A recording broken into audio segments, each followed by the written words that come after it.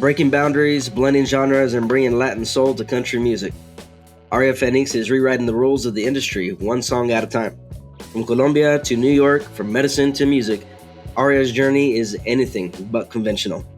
Named as one of Symphonics US's top 10 artists to watch in 2024, she's making waves with her unique fusion of pop, country, and Latin influences, earning spots on major editorial playlists and charting across the globe. But Aria isn't just about music. She's about the mission. Whether it's through her storytelling, her music, her entrepreneurial ventures, or her unstoppable spirit, she's proven that no genre has any borders for her. So in today's episode, we're going to sit down with Aria, talking about her musical evolution, her latest hits, and how she's turning passion into purpose.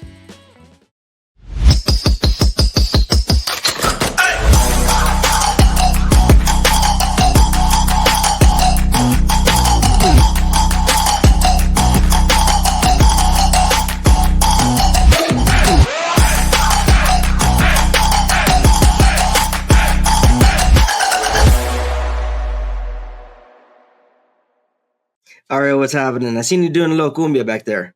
Yes, that was such a great intro. Like I was, doing my thing to it. You were feeling it. Yeah, that's I was feeling it. Yeah. That's the goal. How you doing today?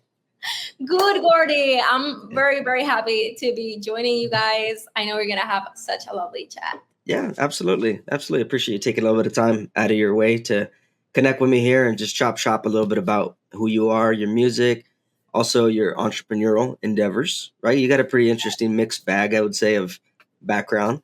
So we're going to tap into that. And then, I think we'll also tap into, this is about you, but, I've seen the collabos that you've been doing as well. And so, we're going to weave into that maybe a little bit as well, because there's some cool collaborations that I've seen that you've gotten to be a part of recently as well. Thank you. Yes. Yeah. So let's kickstart things just by talking about, your music as a whole. I mean, it's a pretty interesting blend, I would say, of, pop, country, Latin influences. Like, talk to me about this blend of yours. Like, do you just not like to stay in a lane and that's where it comes out? Or talk to me about your music. Like, what's it all about? Yeah. I mean, you said it very accurately. I think as an artist, I'm in a stage of my life where I'm really giving myself the time to explore and play around. I think getting to play is very important for an artist because I come from a very restrictive record deal, right? So it's those types of deals where you're not supposed to do anything outside of the box, outside of what sells. Yeah. So I mean, it was a lot of learning for sure, but now that we have our independent label with my husband, it's beautiful to have this space and feel safe to play and to really not to belong to a box, be able to blend so freely what I like, but also my roots and where I come from. So it's been very interesting, but also very liberating. And I'm just having fun.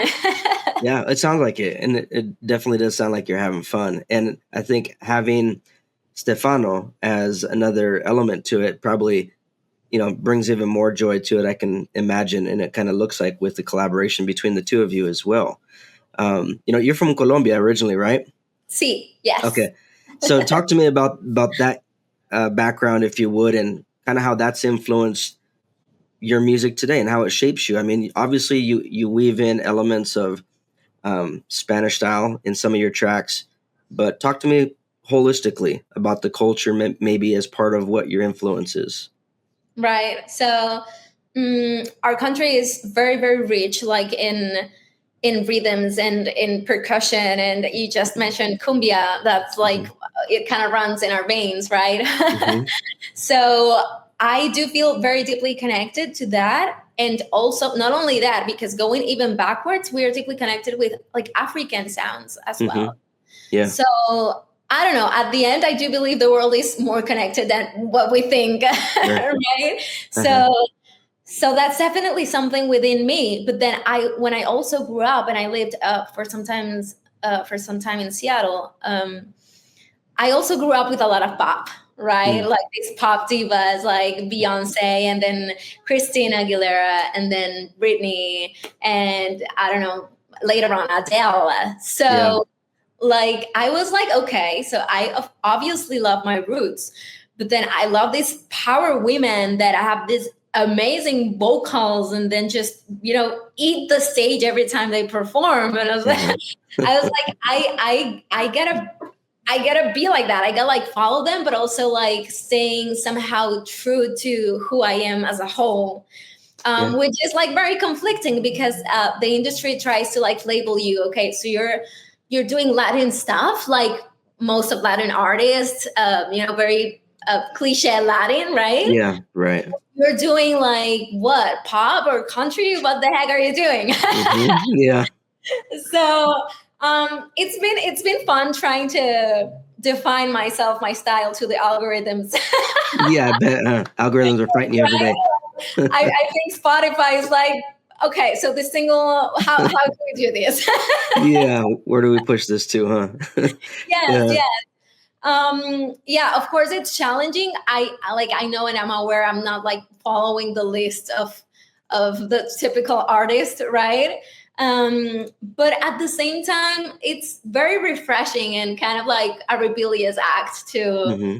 to be like, I'm just gonna in this stage of my life do my art, and if you feel like somehow it resonates with you, Yeah. even if it's with the pop side, with the country side, with the Latin side, no matter if you're from Europe, from Australia, because I do have listeners from all over the world, which I believe is crazy. Like, when I started, I was like, okay, maybe, Colombia and United States. But then it's like, we have Australia, we have Germany, we have.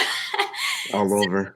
So I do feel it's beautiful to not being so like caged in only one rhythm, and Hmm. at the same time have this special capability of resonating with a lot of people at the same time. I don't know, it's weird, but I'm really enjoying it, and I'm really in love with crafting my sound with no rules or expectations. Yeah, wow, that's interesting. Yeah, so the experimentation is kind of part of finding yourself, I would say, huh? Yeah, because I mean, I see you blended. You mentioned it earlier. You're like, I think we're closer than what people may think in the world, and I think music has a way of making that connection and making you feel that way. Because just earlier, I was listening to it was I was listening to a bunch of your songs just to kind of get a feel for your stuff again, Yeah. and I heard one with you and Stefano, but then I caught one where it was like a bachata sound, and I was like, "Oh, I like this." Okay, so I kept listening to his music too, but I see the blend and the weaving of various things that you're bringing together, and it's like, oh, you're just having fun creating, and I think we were crafted that way to create, and so when you get to do it without restrictions as much, I think there's another level of joy that comes with that. Definitely. You've said it very beautiful in a very meaningful way.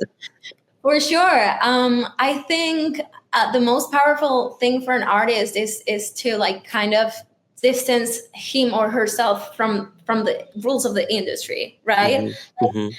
At the end, for me, it's like, of course, I belong to this industry, but if I was like following like playing by the book, like I Hmm. probably would be doing a lot of the things I'm doing right now. So Yeah. daring to just follow your own path, it's hard. It's hard because it like you'll feel like an outsider sometimes, Hmm. and at the same time it's like super empowering, and it's like you're just not like in the artistic matrix. Yeah. In a Exactly. way, like, because I feel like for up and coming artists it's become kind of this I know I don't like the sound of this word, but it's like a rat race. Like, Hmm. put out your music, create content. Put out Yeah. your music, create content, and then you're like your creative energy and potentiality is gonna like get consumed and drained by that Mm. endless cycle. Yeah. So like I've been there, and I've also been in a record label. So after having those two perspectives, it's like I'm gonna grab the best of everything Uh-huh. and then just do it my way.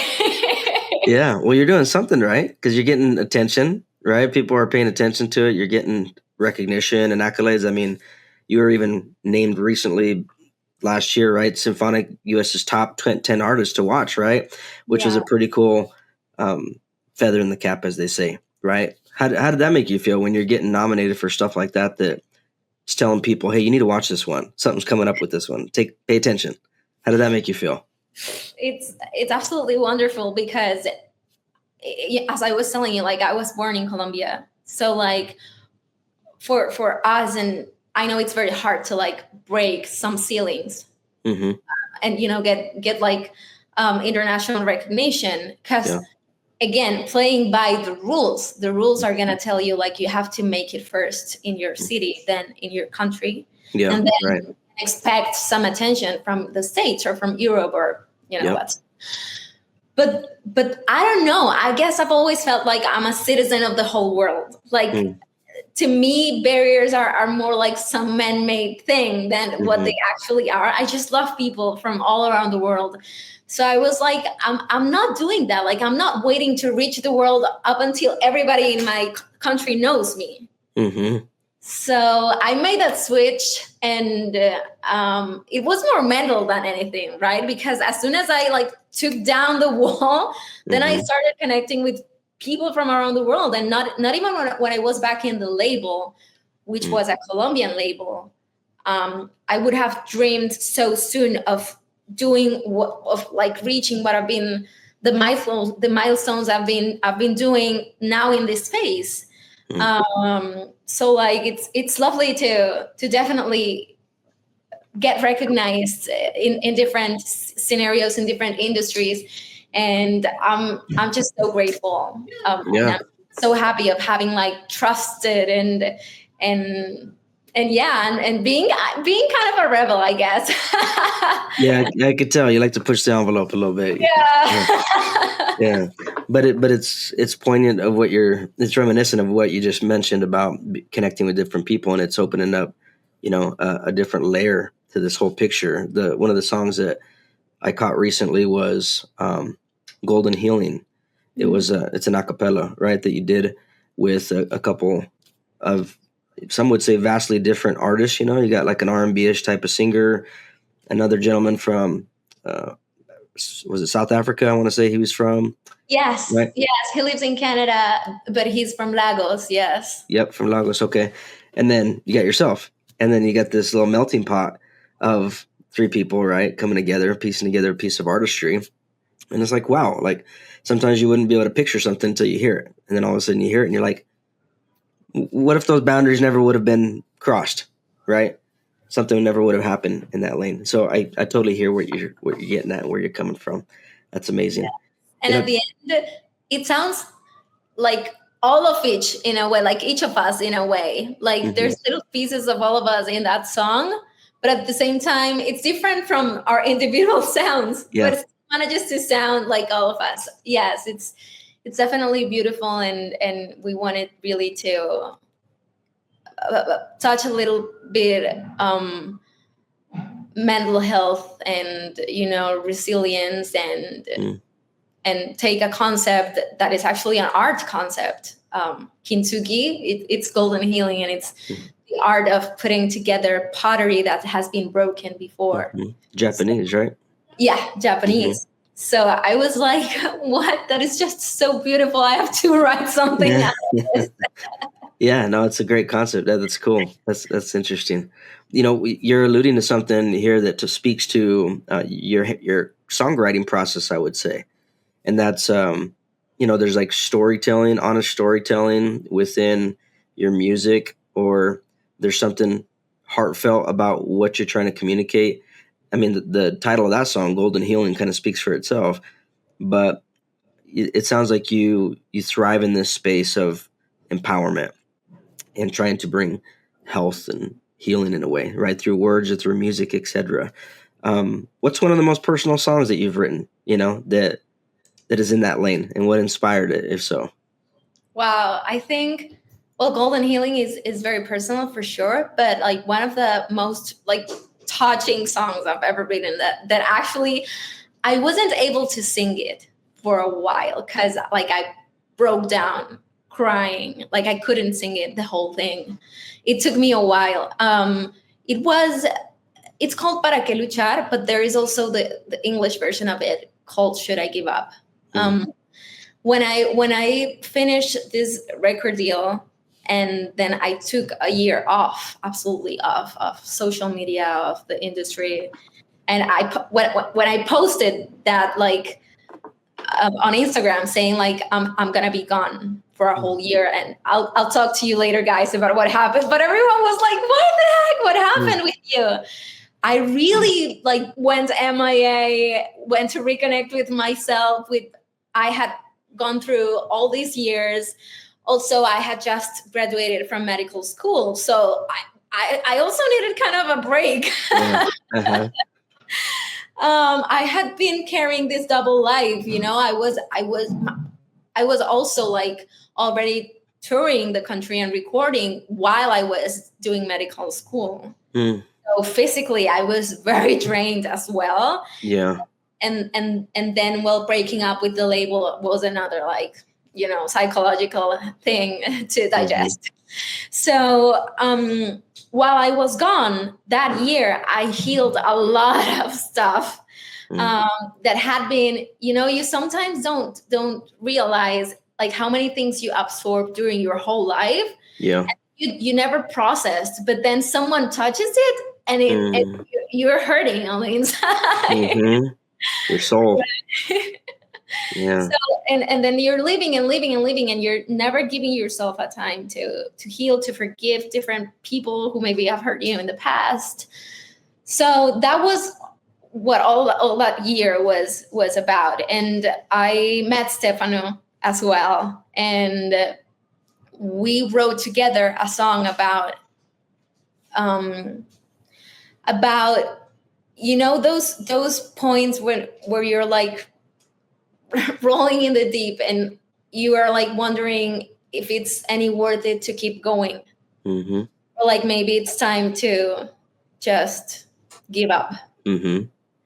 So that doubt, that uncertainty of knowing if you maybe keep doing it, you're actually gonna get somewhere, or if you keep doing it, you're still gonna get nothing in a way. And you know, about being like tired of trying as well. I think we've all felt like that in some points in our lives with different things.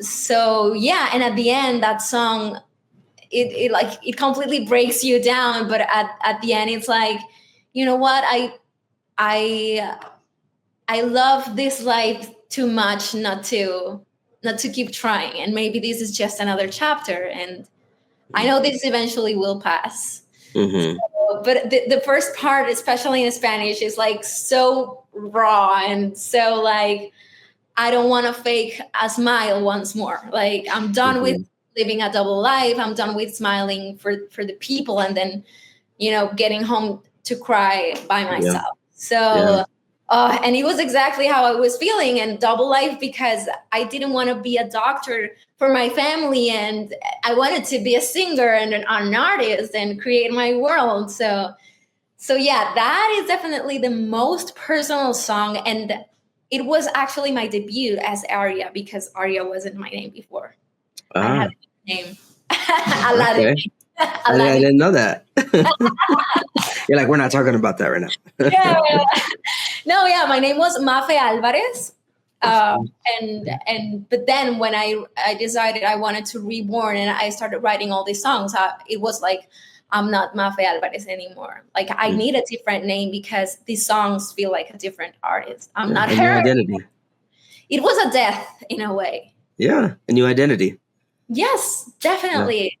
Yeah. So yeah, and that song, I thought it was very personal, which of course it was, but then it ended up resonating with so many people. And then my university, where I studied, my college where I studied medical school, they took it, they embraced that song as a mental health song. Wow, really? They did a campaign with that song, and then it was like a very full circle thing, because I medicine there, but now they embraced me as an artist as well. Interesting. And now it's doing an impact. Yeah, it was very beautiful. Wow. So you have all these little pivots taking place here. Well, speaking of identity, I know the last name of your artist last name, right, is Fenix, but in English, how it sounds like Phoenix, like being birthed again. I don't know if that's a play on words and you meant for it to come up that way, but that's pretty interesting. Yeah, good thinking, good branding. Yes. I don't remember how exactly I connected to the word, which is Phoenix and Phoenix. It's Spanish, English. It's very similar. And then when I started reading more about the legend, right, the legend of this mythical animal, I found out they actually that this bird was actually like very admired, not by singers, because it had like a very beautiful voice, but then also by scientists, because they said its tears had healing properties. Wow. I never heard that. Yeah. So I was like, wow. So it's like kind of who I am. Yeah, I know. Coming out of medicine and healing. Science and medicine and healing. So it meant even more sense that it had to be my last name. And also because I felt I have like been born twice with medicine, then to artist, and then with the other name to who I am now. Yeah. Wow. Well, you mentioned, you went to medical school. And so during this season of life, you're pursuing medicine as a way to fulfill what other people thought you should maybe fulfill. And so you're people pleasing, right? Like many of us do. Yeah. Charged. But yeah, I've been there. I've been there too. So I totally get it and relate. But it had to have influenced you in some way, shape, or form, I would think, on your journey and your perspective as an artist. Like, I don't see anything as going to waste in life. Everything has a purpose. And so what was your takeaway, or what is your takeaway from that being applied to what you're doing now? I fought it for so many years, that chapter of my life, because I was literally angry. Like, I could have used all these years of my life to do something else within arts and music. Yeah. But then I realized this has to have a bigger purpose. I mean, those 7 years of healing, like they did not go to waste. They have shaped me so many ways I cannot like describe. And I think these years gave me so much depth as a human being, because it's very easy for artists to just like want to pursue fame and recognition and money, and which is, that's valid, of course. We all want that as well, but I think it gave me purpose, because I do want to have a positive impact on this world, way beyond just looking pretty and singing cute and posting great pictures on Instagram. So I do believe music can be healing, but not every music is healing. Right. It can shape your brain, literally, like it's frequencies at the end. It's words that you're subliminally processing, even though you're used to like, oh no, but the rhythm is catchy. The words they are singing, they are doing something to your brain. So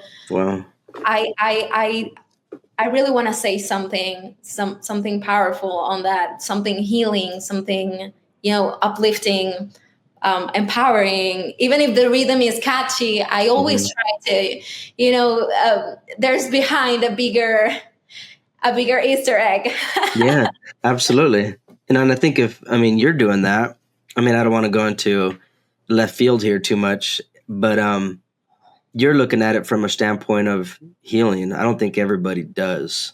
And so, if you're doing it for a purpose of bringing something wholesome to somebody's mind, body, and soul, then there's others that are doing the exact opposite of that. So I think that it's that's pretty That's pretty inspiring, I would say, that you intentionally look at your artistry as more than just one dimensional. It's not just something people are putting earbuds in and jamming out to a track, even if they can. You're incorporating the words that actually accompany it and do something powerful. So that's cool.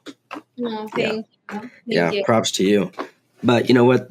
On the medical side and how that kind of weaves into, the artist side of things. I mean, in many ways, as an artist, you have to have a certain kind of grit, a certain kind of almost entrepreneurial spirit, I would say.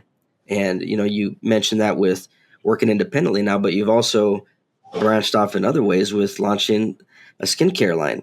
And you must be using some of it right now because, you're glowing. Thank you. Yeah.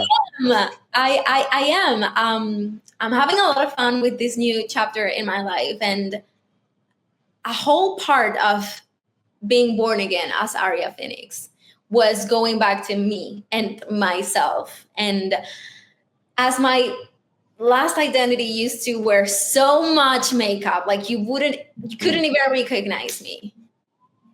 And I feel it's so easy for women to get lost in makeup and everything on the outside that you like you start seeing like a gap between how people look at you and then how you actually are. Mm-hmm. I lived that. I was there.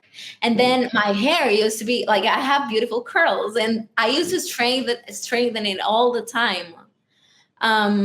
So there was a big part of Aria that also meant coming back to me and to who I am, like bare skinned who I am, and this acceptance, this self-love, embracing your true self kind of thing. So, I mean, it started on the inside, but then it slowly started to show off, right? So I was like, I just don't want to do layers and layers of makeup anymore. Like I've been singing since I was like 15 years old, and so young, I was wearing like a lot of makeup and changing my hair, and it was painful and also like toxic. Yeah. And then also in medical school, as you also learn, a bit of the chemistry that's behind these products, I was like, I don't want to keep putting this in my face. Like, yeah. So it was a shift that definitely started from the inside and started to show in the outside. There are women that are very vocal about that. Alicia is one. She does like very little makeup, and she even spent like some time of her life without makeup at all. And I think it's very brave in the industry we live today. Sure. Where everything's on appearance, yeah. Yeah, and I've already started doing photo shoots for a while without makeup, and it's hard. It's another level of boldness, huh? Definitely, because you don't recognize yourself without makeup. But now that I'm doing the shift, I started thinking, I wish more women could go through this and to get back to themselves and to love themselves again. And it's fine to use makeup. It's completely fine unless it's based on insecurities, right? If you want to use it like as a way of expression, I don't know, for the colors but then if it's based on fears and doubts and insecurities, I think that's painful. So I thought, and in my search of also like taking more care of my skin, it was very hard to find natural products, but that were still like super effective, but natural, like not chemical, because I was in dermatology in medical school and everything was so chemical, right? So I was like, I want to do my own line, and I want people who also resonate with me with this way of living, with this self-care, vibe, to be able to use them as well and get back to them and love themselves, right? So I've partnered with a lab in Europe, and they are incredible at doing natural skincare. It's vegan, it's cruelty-free, it's beautiful, and we are launching this weekend. Actually, I've been really? Yes, I've been leaving some Easter eggs. Okay. Yes, but the announcement and then the exclusive. It's Yeah, exclusive. Right here. You got it right here. yeah, Exclusive. That's awesome. yeah. Congratulations. Thank you. Thank you. So the big announcement is going to be this weekend. And well, the webpage is already like we have everything already out, but Sure. Official everything is announcement. getting ready for the big announcement. That's phenomenal. Good for you guys. Props to you. Yeah. Thank you. Yeah. What a testament. Stefano loves them. So you're super welcome to join the club as well. All right. Yeah. Okay. It's for men too, huh? You got that right there. See? All Yeah. you fellas out there, you can use it. Though. Yeah. That's cool. Well, you know what? It's encouraging to hear that too, because it teaches you about being able to pivot, being able to adjust and do what you have to do. And like, there's always a way. You just got to look for it. And you found a way to make it work. I mean, your background on this 7-year journey that maybe you thought at one point in time wasn't going to pan out. Now you're putting it to good use. And now it's a new chapter of your life that you wouldn't have had if you wouldn't have had that background. So Absolutely. That's phenomenal. Well, what's on deck for you here in the coming future here as we cap things off? What would you say is on your radar besides launching, your new skincare line and this being an integral part of your entrepreneurial journey? As far as the music's concerned, what do you got on the radar for this year? Well, I've already started producing my first album because, Aria is a baby. Like, I'm no newbie in the industry, but Aria is like 2 years old. So it's been singles and having fun and finding, myself, my sound, what I like. But now I think I have something in my heart that it's worth creating a universe for an album. So I was waiting to feel that in order to create a whole concept and a whole album. So there's already one song finished. During these months, I'll finish it because I'd like to finish it, all of it, like completely, and not like, and then launch single by single, but then first have it all of it done already. Yeah. Not like launching in the making. Sure. Yeah. Yeah. So you must be a planner. You're a planner. Yes. I want to do it like that because I want it all to feel like very tight, musically and also conceptually. Yeah. So I've been having a lot of fun in the studio producing that. Stefano, my husband, is my producer as well. So it's just amazing because we have this incredible chemistry to write together, to produce together. We also do produce other artists as well. So that's fun too. Yeah. I love that. Awesome. So I'll be a lot in the studio finishing all the songs. And then like weaving the skincare with the art, because the biggest challenge is that I don't want it to feel separate, right? I really do want to create a universe that it's not like I'm selling something and then my music is something else. The skincare is called Intuition Rituals. So there's this feeling of like that everything's like magical and very, very empowering as well. So it's gonna be this weekend we are launching the ad, like the big ad, the commercial, and it's gonna be with one of my songs. So we cannot tell if it's a commercial of a music video. But that's exactly how I want to do it, like taking care of the artistry, and artistry is always gonna go first, and then as a doorway to step into the whole universe. I think it blends into all these places because you're doing what you're doing with excellence, and it doesn't matter if it's music, skincare, right? The next thing that comes up, it's done with excellence in mind, and so I think that you're onto something phenomenal. So again, congratulations and props to you. For anybody that's listening and wondering, where they can find you, obviously in the show notes we're going to be putting links to your music. Probably put a player in there, your skincare line as well. But for the plug, where can people find you at online? Yeah, well, Aria Fenix everywhere, everything. And then my webpage where you can also get the products, it's ariafenix.com. So it's easy to remember.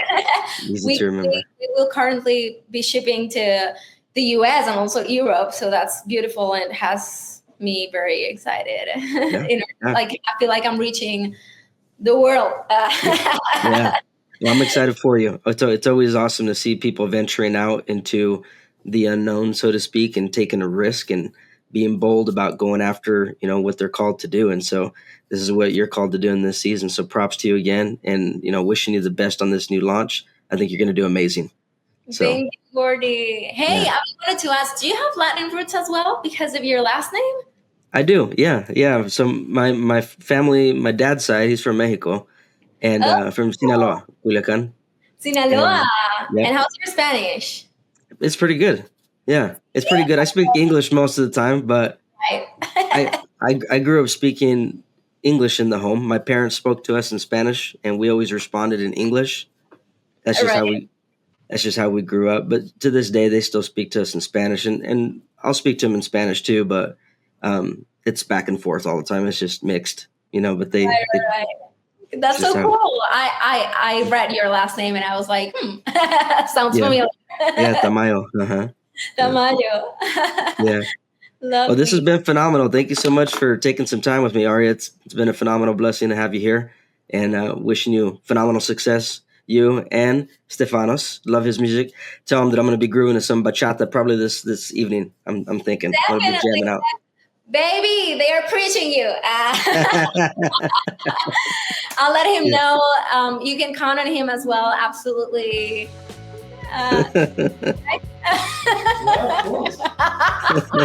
He's like, why are you name dropping me? What's up? Hey, nice to meet you. Nice to meet you too. I was just letting her know that I was grooving to your music today.